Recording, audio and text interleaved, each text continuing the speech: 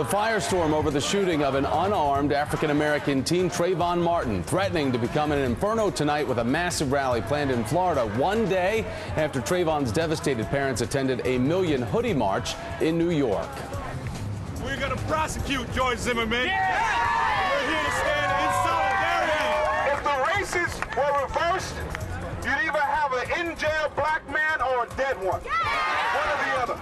Rallies also being planned across the country as calls mount for Sanford Police Chief Bill Lee to be fired. And we're just learning that a Miami judge has tossed out a separate case based on Florida's Stand Your Ground law.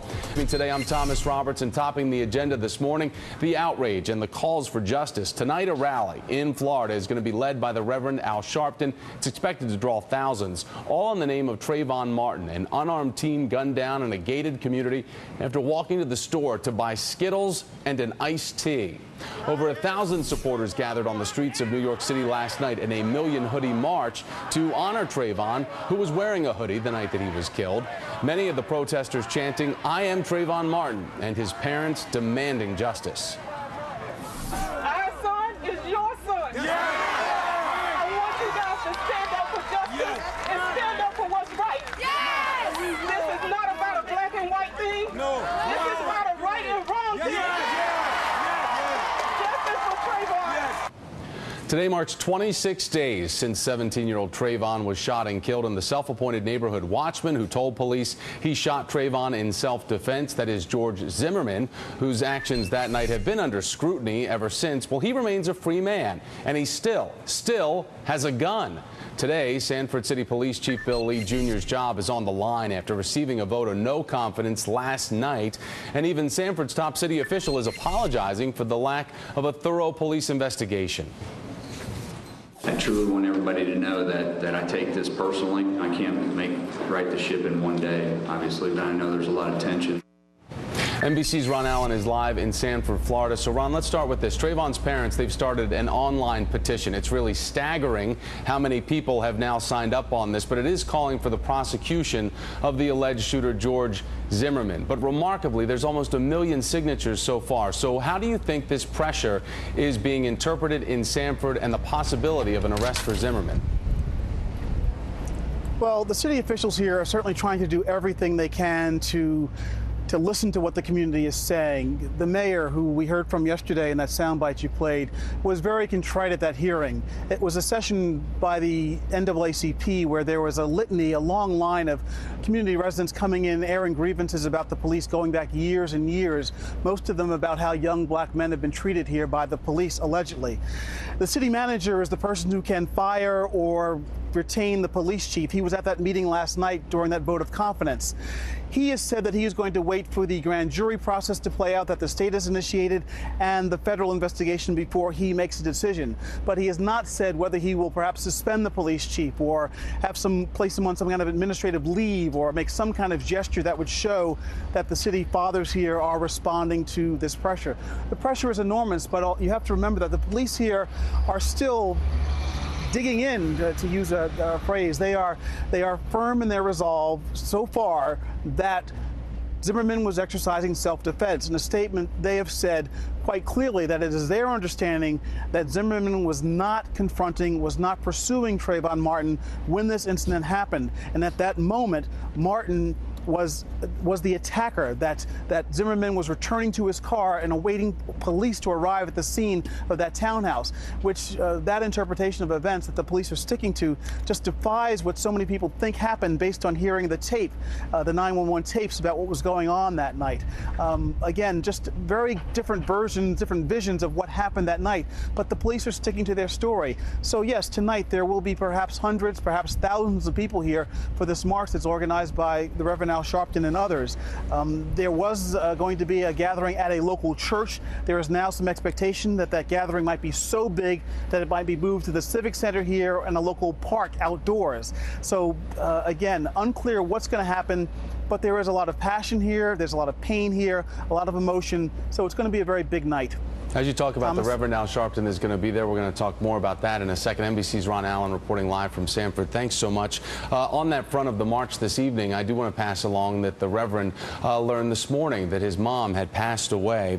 He is on his way to that march in Florida regardless. He's going to go forward with the plans to attend. And as Ron was saying, thousands are most likely going to be showing up. And Reverend Al Sharpton spoke with Trayvon's parents yesterday, who told him that they would never stop fighting for justice for their son. Tell the country, are you determined to hang in there no matter what till this is over?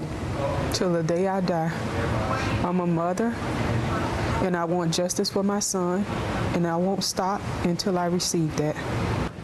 Joining me now is author and journalist Goldie Taylor. Goldie appeared last night. You probably saw her on The Last Word with Lawrence O'Donnell shortly after attending the Million Hoodie rally that took place here in New York City. And Goldie, there you are, showing up with the hoodie on last night to show everybody how you appeared here in New York City at that march. We showed everybody video off the top of people chanting, "I am Trayvon Martin."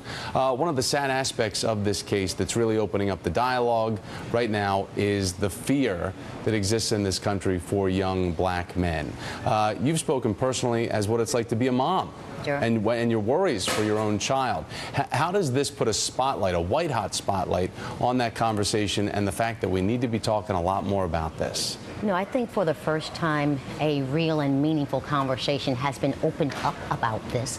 I think that, African-American families for generations have been having these conversations with their sons specifically about how to comport themselves, out in the public square, and especially when they are confronted by authorities. And so, we have given our sons instructions. So this is the first time that we have begun to share that conversation with others. And it is, has been surprising to some of my friends and colleagues that they've not had to have that kind of conversation, but knowing that I felt compelled to do it. For young black men, it is a burden to carry. The Reverend Al Sharpton went with the Washington Post's Jonathan Capehart back to his neighborhood because Jonathan wrote this compelling piece about the burden of growing up with the suspicions of others. I just want to show everybody a quick piece of that. Take a look.